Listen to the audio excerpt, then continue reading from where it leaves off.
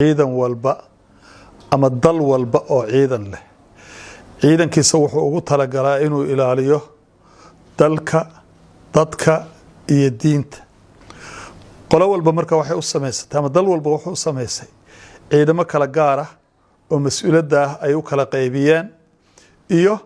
qaabka ay ugu hawlgalayaan ciidamadaasi ay u ilaaliyaan muxuu ahaa dalkooda ay u ilaaliyaan for example haddaan ka soo qaadano dalkeena Soomaaliya waxaan leenahay ciidanka xooga dalka Soomaaliya ciidan la yiraahdo oo loogu talagalay inuu cadawga ka ilaaliyo dalka gudihiisa iyo dibadiisa cirka dhulka iyo badda oo mas'uuliyadaas iyagu ay ciidankaas loogu xisaaray qorshaha loo dejiyay markii dhibaato weyn oo dalka ama duufaan ama arrimo ka xaq badan ay yimaadaan ciidanka waxa loogu talagalay si abaarahii iyo waxay dhibaatooyinka markay dhacaan inay ka qayb qaataan muxuu ahaa loogu talagalay ciidanka booliiska Soomaaliyeed waxa loogu talagalay anigu aan madaxda ka ahay waxa loogu talagalay inay ilaaliyaan shacabka Soomaaliyeed iyo hantidooda dalka gudihiisa iyo dibadiisaba muxuu ahaa marka qaabkaasay u kala qaybsan tahay mas'uuliyadda ciidamada dalkeena loogu talagalay inay ka difaacaan waa jiraan ciidamo kale oo amniga ka shaqeeya laakiin labada ugu waaweyn oo hadda rabo anigu inaan sheego waa labadaas weeye oo muxuu ahaa saasay ugu kala qaybsan yihiin haddii aan fiirino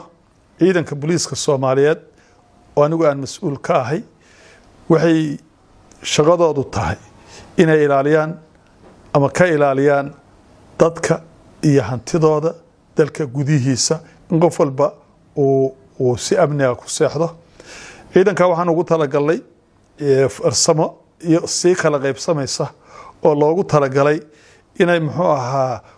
qaabkay u ilaalin lahaayeen oo ah iyagoo unidyo ama waaxyo kala duwan ama fadhiyo kala duwan oo mid walba ay leedahay shaqo gaar ah oo ay ku ilaaliso dalka aan ugu talagalay qaabkay u ilaalin lahayd iyo farsamada ay u ilaalin lahayd marka ciidanka booliiska Soomaaliyeed wax weyn xagga tababarka iyo tirada iyo tayada iyo waxqabadka wax weyn bay hadda mataqaanaa dalka ka qabteen inta kalena waa ku daba jiraan mas'uuliyiinta dalku sideedaba dalka oo dhan shacab iyo mas'uuliyad baa waxa ka saaran yahay ciidamada ammaanku inay amnigooda sugaan laakiin gaar ahaan ciidamada dadku markay mas'uuliyiin sare yihiin haddana qaab kale u kala dhismay loo kala ilaaliyaa for example hadda madaxweynaha muxuu ahaa prime ministerka iyo xafiiskiisa gudoomiyaha baarlamaanka xafiiskiisa ciidamo gaar ah jira oo tababaran oo loo tababaray sida madaxda loo ilaaliyo oo iyagu khaas ah oo ilaaliya laakiin mas'uuliyiinta kale oo dalka jooga iyo hay'adaha institutionka waxa loo yaqaan ee dalkan jooga Soomaaliya ay leedahay haday wasaarad tahay haday wakaalad yihiin waxa ka mas'uula amnigooda ciidanka booliiska Soomaaliyeed iyaga mas'uuliyad ka saaran tahay qof kasta oo mas'uul ah inay amnigiisa sugaan oo loogu talagalay ma jiraan ciidan gaar ah oo aan labada ka baxsan oo loogu talagalay inay dadka muxuu ahaa ay iyagu ilaaliyaan hadduu yahay mas'uuliyiinta sare hadduu yahay ama baarlamaan ku jiro ma garatay waxaan anigu ka hadlayaa marka waxa weeye waa waxa sida sharciga waafaqsan iyo qaabka loo dejiyay oo dawladdu ay u dejisay ilaalida madaxda dalka qaranka iyo madaxda kaliya dalka oo dhan guud ahaan gaar ahaan mas'uuliyiinta cidda u xil saaran waa qaybo kamid ah qaybta booliiska Soomaaliyeed oo hawshaas iyagu gacanta ku haya oo loona baahan yahay marka in lala shaqeeyo tiro muayana